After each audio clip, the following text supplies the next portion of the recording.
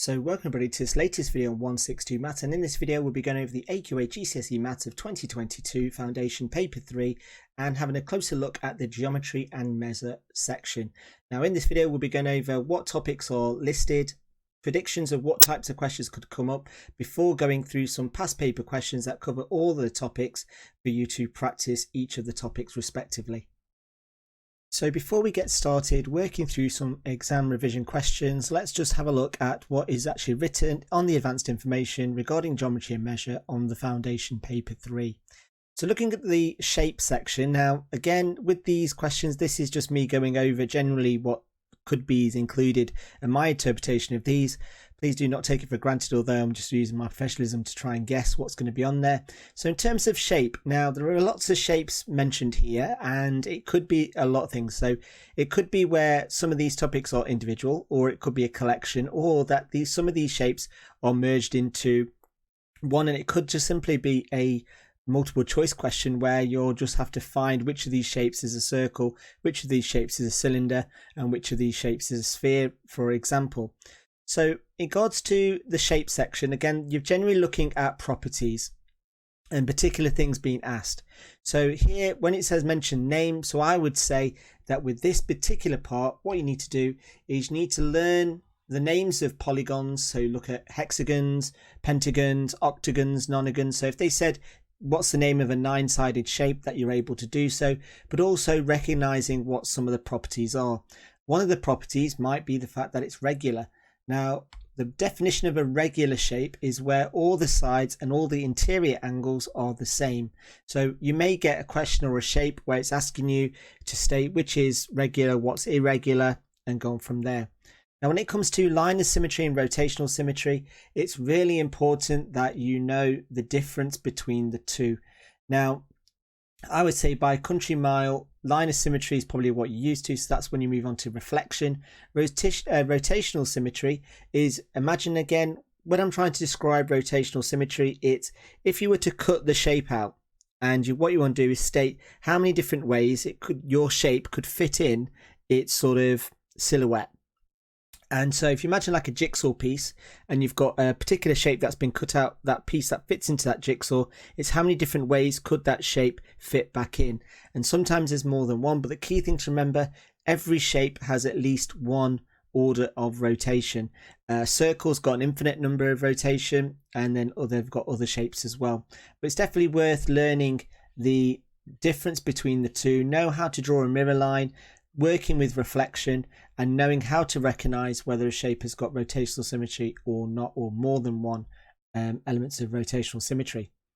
Now when it comes to circles, now I would say this has got to have something to do with the properties of a circle, drawing a circle, or that, because I think if it was related to the area, then it would be mentioned in the area and volume.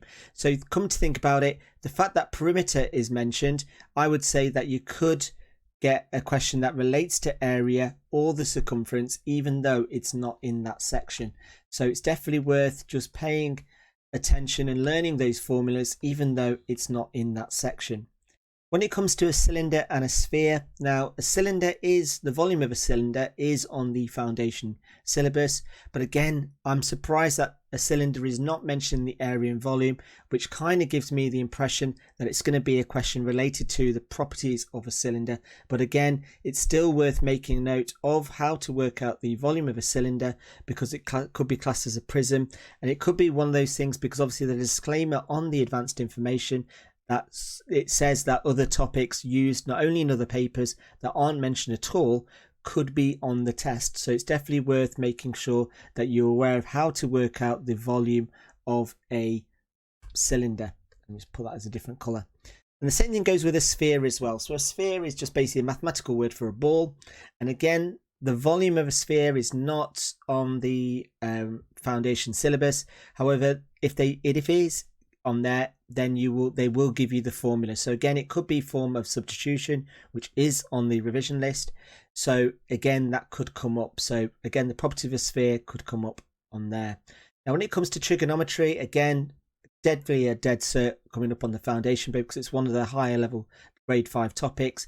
So again, make sure you know how to find a side, how to find an angle, remembering how to label the triangle, select it, know how to select the right formula, and then work through that as well. And also finding where your unknown is in the denominator, where we need to be dividing by the two things that's given, but also working with compound shapes as well, which is a nice little segue into the next topic. So just try and do as many easy and complicated trigonometry questions that fall under the foundation syllabus.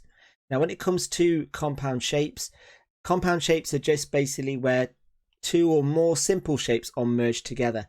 So again, you're looking at where a triangle could be connected to a rectangle, which could be connected to a semicircle, and then working out either the perimeter or the area of those. So again, really important that you learn the formulas, know how to work out the area and the perimeter of certain shapes, but also knowing how to work backwards as well. So when they give you the area or the volume of a shape, you can then work towards finding out what one of the missing lengths are.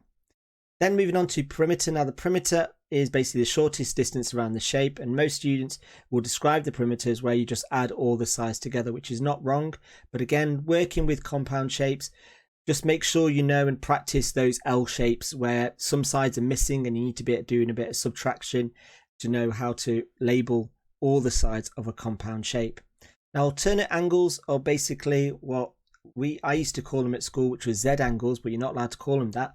So that is when you've got two parallel lines. So let me just try and draw two parallel lines, and you've got a diagonal line, and basically alternate angles is where this angle equals the same as this angle here. Now there's lots of different variations. It doesn't always have to be the Z, it could be a backward Z. So again, recognizing that this angle here is going to be the same as this angle here, but also looking at angles that don't look like a Z. So this here is also going to be the same as that one there. So it's really important that you're able to know what the alternate angle is, but also recognize the properties of an alternate angle as well. And then finally, moving on to vector arithmetic. This is again where it says vector arithmetic, it could involve column vectors in which you just follow through with the calculation. There's lots of examples that we go through later on in this video, but also I wouldn't sort of discount the diagram questions as well, because that could come up as a vector arithmetic as well. So try not to be too naive in just thinking that it's going to be a column vector question, and then there's a very good chance it might be, but just bear in mind that it could involve a vector question. Now some of these topics do overlap with the higher syllabus, so you can kind of predict where the question might appear, and I would say that the ones that do appear on the higher are trigonometry, compound shapes and vector arithmetic. So again, you could probably expect those particular topics to be near the end of the paper compared to the start. So let's get started on some example revision questions. Now, as always, if you're wanting to have an attempt at these questions before continuing watching this video, then all you need to do is just click on the link in the description. So let's get started on these. So the first question is relating to rotational symmetry, and the question says circle the letter of the shape that has rotational symmetry of 2. So looking at these shapes, here we've got what appears to be an equilateral triangle. So that's going to have a rotation of symmetry of 3. Here we've got a parallelogram which has got rotational symmetry of 2. A circle has got an infinite number of rotational symmetry, and a square has got a rotational symmetry of 4. So the correct answer is Q. Moving on to question 2, it says tick all the statements that are true for any rhombus. Now, with these types of questions, I would always recommend that you draw the shape out as best to your ability, and then it's just a case of answering the question. So here the diagonals are lines of symmetry, which is true. So we tick that. The diagonal lines bisect each other, that's also true. And the diagonals are perpendicular, that's also true. And the only one that's not true is the diagonals are equal length. Now moving on to question 3, it says on a circle, which of these is always longer than the diameter? And the correct answer you should have is the circumference. The question then moves on to which shape is not a polygon. Now the definition of a polygon is a shape with straight sides. So which of these shapes does not have all the sides that are straight, and that's going to be B. Question 5 says reflect the shape on the mirror line. So here we've got our vertical mirror line. So if you can't really ask for a mirror in your exam, those days are gone, I'm afraid. So all we need to do is just count the number of squares they are away from the mirror line, and I think that's about right. So then all you then need to do is with a ruler, and again apologies for not doing this accurately, that's really bad. Let me just get rid of all of those and we'll try and do a better job.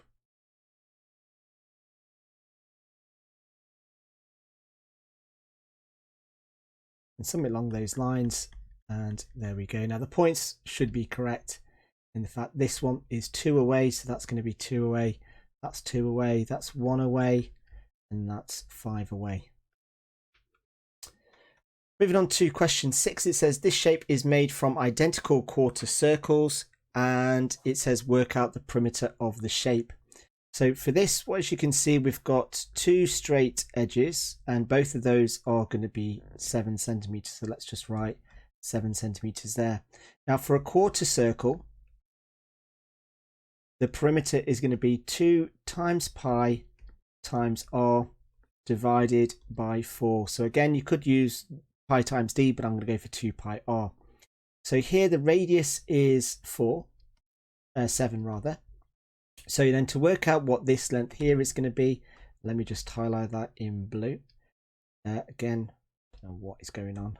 So let's just highlight that in yellow. So this bit here is going to be 2 times pi times 7 all divided by 2, which gives me 7 pi. So from this then, what I've got is it should be divided by 4, not 2. Where am I doing? There we go. So divided by 4. So that then becomes 14 over 4. That then becomes 7 pi over 2. So then this here is also going to be 7 over 2 pi. And so is this length here, the 7 over 2 pi. Now, obviously, you could write down the decimal equivalent. So if I just get the calculator out and just do 7 over 2 or 3.5 pi, press equals, press the SD button, it comes up as 10.99, so around about 11. So then from that, now I'm going to keep mine as 7 over 2 pi. So then to work out the perimeter, it's going to be 7 over 2 pi plus 7 over 2 pi plus 7 over 2 pi plus 7 plus 7. And if I type that all into my calculator, I should have an answer of around, I would say 46.986, and that continues. So I'm going to round my answer up to 47.0 centimeters. Now, in the mark scheme, they'll accept any answer that's between 46.9 and 47. And if you have rounded your answer, it's always good practice to write down what you have rounded it up to. Moving on to question 7, it says here are 2 solids, even though we can only see one on the screen. It says, so here we've got a cylinder and we've got a hemisphere, and it's given us the formula to work out the volume, and the question is asking which of these shapes has the greater volume. So let me just zoom out a little bit just so we can see. So looking at the first one, so let's work out the volume of the cylinder.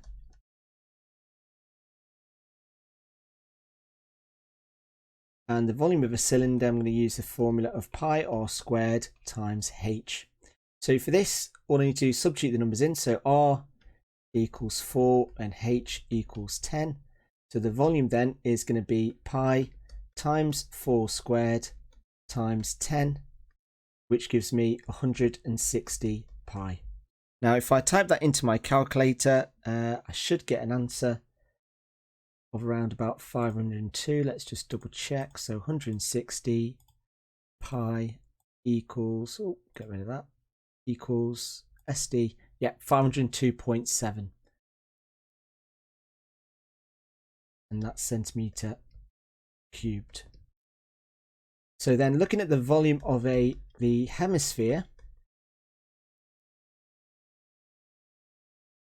And let's just move that down. So here the formula is 2/3 pi r cubed. Now here we know that the radius is 6, so then it's 2/3 times pi times 6 cubed.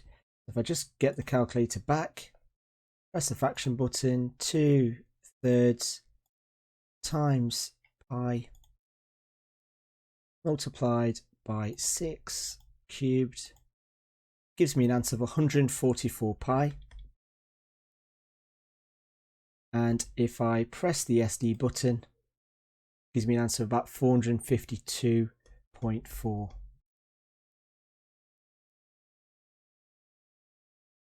Cubed, that should be not squared. And let me just double check to make sure that is correct. Yes, it is. So which of these has got a greater volume? The cylinder, or is it the hemisphere? I can surely say that the volume of the cylinder is greater. There we go. And it's really important that you do state that statement, because the question was which solid has a greater volume. So just writing cylinder would have been fine, but writing nothing wouldn't have answered the question. Moving on to question 8. So let's just zoom in a little bit. It says that the diagram shows a cylinder. The radius of the base is 6 and the height is 15. Work out the volume. So again, the volume is equal to pi r squared, which is the area of the circle, times the height or the length, depending on the orientation of the cylinder. So V equals pi times the radius, which is 6 squared, times 15. And if I type that all into my calculator, I should have an answer of 1696.5, and that's centimeter cubed, and that's to 1 decimal place. Now, any answer between 1695, 1698 and 1700 would also get you full marks for that. Moving on to question B, it says 100,000 centimeter cubed, well, 1,000 centimeter cubed equals 1 litre. It says a tank contains 45,000 centimeter cubes of water, and the tank leaks at 0.75 litres per minute. How long does it take? So for this first, what we need to do is work out how many litres we have got. So here we've got 45,000 divided by 1,000, and that equals 45. So it's 45 litres. Then what I want to do is then divide that by 0.75. And if I type that into my calculator, I get an answer of 60, which so therefore the answer is going to be 60 minutes, or you can write it as 1 hour. So any of those would be fine. And again, for full marks, I would say that is pretty generous. Moving on to question 9, it says that this shape is made up of 2 right angle triangles and a rectangle. Work out the size angle X. So here what you should be able to spot is we've got right angle triangles and we're dealing with sides and angles. So it's going to be a trig question. So looking at this, what we need to do is we need to work out what this length here is. So for this, to do that, what we need to do is label the triangle. So this is H, this is O, and there we go. So we've got O equals X, H, which equals, oh no, it's